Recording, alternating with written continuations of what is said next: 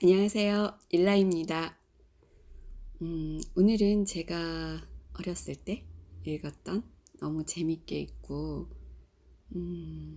눈물도 있고 웃음도 있었던 그리고 깨달음도 있었던 그런 책을 하나 가지고 왔어요. 제목은 창가의 소녀 토토짱입니다. 데츠코 구로야나기가 쓴 동화 같은 소설이라고 할까요?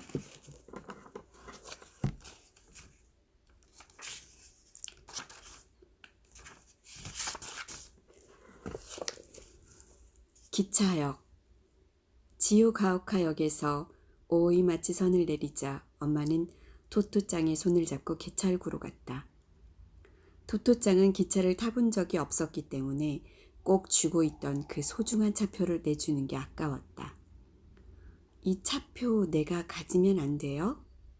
토토짱은 개찰하는 아저씨에게 물었다. 안 된단다. 아저씨는 토토짱에게서 표를 집어들면서 대답했다. 토토짱은 표로 가득 찬 개찰함을 가리키며 물었다. 이거 모두 아저씨 거야? 아니, 역의 것이란다. 아저씨는 개찰구를 빠져나가는 다른 사람들의 표를 낚아채며 말했다. 토토짱은 아쉬운 듯 개찰함을 바라보며 나왔다. 난 이 다음에 차표 파는 사람이 될 거예요. 아저씨는 그때서야 그 애를 힐끔 쳐다보며 말했다. 우리 집 사내아이도 역에서 일하고 싶다는데 함께하면 되겠구나. 토토짱은 한쪽으로 걸어갔다. 아저씨는 좋아 보였다. 뚱뚱하고 안경을 썼는데 아주 친절해 보였다. 토토짱은 손을 엉덩이에 대고 신중히 생각했다. 아저씨네 아이하고 함께 일해도 나쁠 건 없겠지만 그 애는 말했다. 생각해 보겠어요. 지금은 새 학교에 가는 게 좀 바쁘니까요. 토토짱은 기다리고 있는 엄마에게로 달려가며 소리쳤다. 나 차표 파는 사람 될까봐. 엄마는 놀라지도 않고 말했다. 스파이가 된다더니. 토토짱은 엄마 손을 잡고 걸으며 생각했다. 분명 그 애는 어제까지만 해도 반드시 스파이가 되겠다고 했다. 그러나 차표로 상자를 가득 채우는 일이란 얼마나 더 신날까. 그래! 토토짱은 기발한 생각이 떠올랐다. 그 애는 엄마를 올려다보며 큰 소리로 말했다. 진짜는 스파이면서 차표 파는 사람 하면 되잖아. 엄마는 대답하지 않았다. 꽃이 달린 펠트 모자 아래 토토짱의 아름다운 얼굴은 사뭇 심각했다. 엄마는 퍽 걱정스러운 얼굴이다. 만일 새 학교에서도 토토짱을 받아주지 않으면. 그리고 길을 따라 깡충깡충 뛰며 혼자서 제잘되고 있는 토토짱을 바라보았다. 엄마의 걱정을 알리 없는 토토짱은 엄마와 눈이 마주치자 웃으면서 말했다. 생각이 바뀌었어. 나는 선전을 하며 돌아다니는 거리의 악단이 될래. 엄마는 맥이 풀리는 듯한 목소리로 말했다. 자자, 늦겠다. 교장 선생님 기다리시겠다. 그만 제잘되고 똑바로 앞을 보며 예쁘게 걸어가 봐. 멀리 조그마한 학교 교문이 눈에 들어오기 시작했다. 창가의 소녀 토토짱. 엄마가 근심스러운 이유는 이제 막 학교에 들어간 토토짱이 이미 퇴학을 맞았기 때문이었다. 1학년이 말이다. 지난주 일이었다. 엄마는 토토짱 담임선생님의 호출을 받았다. 선생님은 다음과 같이 말하며 똑바로 걸어왔다. 대개 따님이 반 전체를 흐려놓았답니다. 다른 학교로 옮겨주셔야겠습니다. 젊고 예쁜 여선생님은 한숨을 쉬며 계속했다. 정말 곤란합니다. 엄마는 기절할 지경이었다. 도대체 우리 애가 무슨 짓을 했길래 반 전체를 흐려놓는다는 것일까? 그녀는 의아했다. 짧게 자른 머리를 만지작거리며 신경질적으로 눈을 깜빡거리며 선생님은 설명하기 시작했다. 첫째, 책상 서랍을 수백 번은 여닫아요. 꺼낼 것이나 넣을 것도 없는데 책상을 열었다 닫았다 해서는 안 된다고 말했죠. 그랬더니 대개 따님은 노트에서 필통, 연필, 지우개, 칼, 교과서에 이르기까지 학용품이란 학용품은 몽땅 서랍에 넣고 계속해서 무언가를 꺼내는 거예요. 예를 들어 받아쓰기를 한다고 해요. 그러면 되게 따님은 서랍을 열어 노트를 꺼내고는 뚜껑을 열어 머리를 책상 안에 쑤셔 넣고 연필을 꺼내고는 재빨리 서랍을 닫고 A를 쓰죠. 만일 잘못 썼거나 틀리게 쓰면 또다시 서랍을 열어 머리를 쑤셔받고 지우개를 찾아내고는 얼른 뚜껑을 닫죠. 그렇게 계속해서 서랍을 열었다 닫았다 하는 거예요.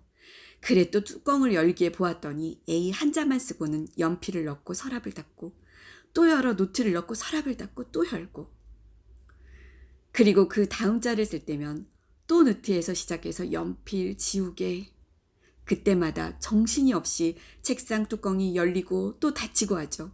난 계속해서 눈이 핑핑 돌아가는 거예요. 그렇지만 서랍을 열고 닫을 이유가 분명히 있기에 그 애를 꾸짖을 수도 없지 뭡니까? 선생님의 긴 속눈썹이 마치 무엇인가 생각났다는 듯 깜빡거렸다. 갑자기 엄마는 왜 토토짱이 서랍을 열었다 닫았다 했는지를 떠올렸다. 토토짱이 학교에 처음 갔다 오는 날 그 애가 몹시 흥분해서 말하던 것이 생각났던 것이다. 학교가 굉장해. 집의 서랍은 앞으로 당겨야 하는데 학교 것은 뚜껑을 위로 드는 거야. 쓰레기통 뚜껑 같지만 그것보다 더 매끈매끈하고 무엇이든 많이 넣어둘 수 있고 정말 좋아. 엄마는 어느새 책상 앞에서 토토짱이 서랍을 열었다 닫았다 하는 모습이 눈앞에 선했다. 그리고 그것은 그다지 나쁜 짓이 아니고 무엇보다도 차차 익숙해지면 이렇게 여닫지 않아도 될 것이라 생각했지만 선생님에게 이렇게 말했다. 주의시키겠습니다. 라고 했는데 선생님의 목소리는 한층 높아졌다. 그것뿐이라면 괜찮습니다. 엄마는 움찔했다. 선생님은 몸을 앞으로 기울이며 말했다. 책상에서 소리가 나지 않는구나 싶으면 이번에는 서 있는 거예요. 수업 시간 내내 말이에요. 서 있다니요? 어디에 말입니까? 깜짝 놀라 엄마가 물었다. 창가예요. 선생님은 날카롭게 대답했다. 왜 그 애가 창가에 서 있는 걸까요? 거리의 악단을 불러들이기 위해서죠. 선생님은 반쯤 외치듯 말했다. 선생님 얘기의 줄거리는 대략 이러한 것이었다. 토토짱은 1시간 내내 책상 뚜껑을 여닫다가 그 다음에는 책상을 빠져나와 창가에 서서 밖을 내다보고 있었다. 그땐 내내 조용히 거기 서 있어서 주의를 줘도 좋겠구나 하고 생각하는 순간 토토짱은 갑자기 우습게 차려입고 지나가는 악단 아저씨들을 큰 소리로 부르곤 하는 것이었다. 교실이 밖을 훤히 내다볼 수 있어 1층이란 게 토토짱에게는 다행이었고 선생님에게는 불행이었다. 경계선이라야 낮은 울타리뿐이었으니 토토짱은 간단히 지나가는 사람과 이야기를 나눌 수 있는 것이었다. 지나가는 악단을 부르면 교실 창밑까지 그들은 오곤 한다. 그때 토토짱이 학급 애들에게 왔어! 라고 소리치면 아이들은 몽땅 그 창가로 몰려들어 제각기 소리를 지른다. 조금만 해봐요. 토토짱이 부탁하면 대개는 조용히 지나가던 악단 아저씨들도 성대하게 한바탕 울려댄다. 클라리넷, 부, 꽹과리, 샤미센. 그동안 가엾은 선생님은 연주가 끝날 때까지 느긋이 기다릴 수밖에 없다. 마침내 한 곡저가 끝나면 아저씨들은 떠나고 아이들은 제자리로 돌아온다. 그러나 토토짱만은 그대로 서 있는 것이다. 왜 아직도 거기 서 있지? 선생님은 의아해하면서 묻는다. 또 다른 악단 아저씨들이 올지도 몰라요. 그리고 앞서간 아저씨들이 되돌아오면 어떡해요? 토토짱은 정색을 하며 말했다. 이런데 어떻게 수업을 하겠습니까? 안 그렇습니까? 선생님은 꽤 흥분하며 말했다. 엄마가 그녀를 동정하기 시작했을 때 선생님은 한층 더 높아진 소리로 말했다. 게다가 또 무엇입니까? 엄마는 찔끔하여 작은 소리로 물었다. 또냐고요? 그녀는 말했다. 그것을 셀 수만 있을 정도라면 퇴학해달라고까지 말씀드리지도 않겠어요. 선생님은 숨을 돌리고는 엄마를 똑바로 쳐다보며 말했다. 어제였던가요? 토토짱이 여느 때처럼 창가에 서 있기에 또 악단 아저씨를 기다리려니 해서 수업을 계속하고 있었는데 이번엔 큰 소리로 갑자기 뭐 하고 있니? 하고 누군가에게 묻고 있는 게 아니겠어요? 나에게는 상대방이 보이지 않기에 누구일까 하고 생각하고 있는데 또 한 번 커다란 소리로 응? 뭐 하고 있어? 하는 거예요. 이번엔 거리가 아니고 위쪽을 향해서 묻고 있는 거예요.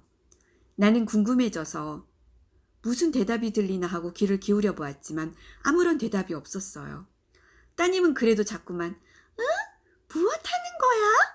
라고 계속하길래 수업에 지장도 있고 해서 도대체 누구와 이야기를 하고 있나 창가로 가보았어요. 창문에 머리를 내놓고 위를 올려다보니 아니 제비가 지붕 아래 둥지를 짓고 있지 않겠어요? 그 제비에게 묻고 있었던 거죠. 나도 아이들의 기분을 모를 리는 없어요. 그래서 제비에게 묻고 있는 것을 어리석다고는 하지 않았어요. 그러나 수업 중에 큰 소리로 제비에게 뭐 하고 있니? 라고 물어서는 안 된다고 생각합니다. 그리고 선생님은 엄마가 사과의 말을 하기도 전에 그리고 미술 시간엔 이런 에피소드도 있었어요. 국기를 그려보라고 말했죠. 다른 아이들은 도화지에 얌전하게 국기를 그리는데 대개 따님은 군함기를 그리기 시작했어요. 그럴 수도 있겠지 하고 생각하고 있었는데 갑자기 국기 둘레에 술을 그리기 시작하는 거예요. 왜 우승기 같은 것 등에 가닥가닥 다는 거 있죠? 그 술을 그리는 거예요. 그것까지도 어디서 그런 것을 보았나 보다 하고 생각했어요. 그런데 잠깐 한눈을 파는 사이에 아휴 글쎄 노란색 술을 책상 위에까지 마구 그리는 거예요. 도화지에 가득 차게 국기를 그려놓고는 술을 그려 넣을 여백이 넉넉지 않으니까 책상 위에다 노란색 크레용으로 마구 술을 그린 겁니다. 도화지를 드러내니까 책상에는 노란색 크레용이 잔뜩 칠해 있어 아무리 닦아도 지워지지 않았어요. 다행스럽게도 한쪽에는 그리지 않고 3면에만 그렸더군요. 라고 말했다. 엄마는 위축되면서도 3면에만이란 게 하고 중얼거렸다. 선생님은 지친 표정이었지만 그래도 친절하게 말했다. 왼쪽엔 깃대가 있으니까 그쪽에 그리지 않아도 된다는 거죠. 엄마는 약간 안도하는 듯이 네, 그래서 3면에만 라고 했다.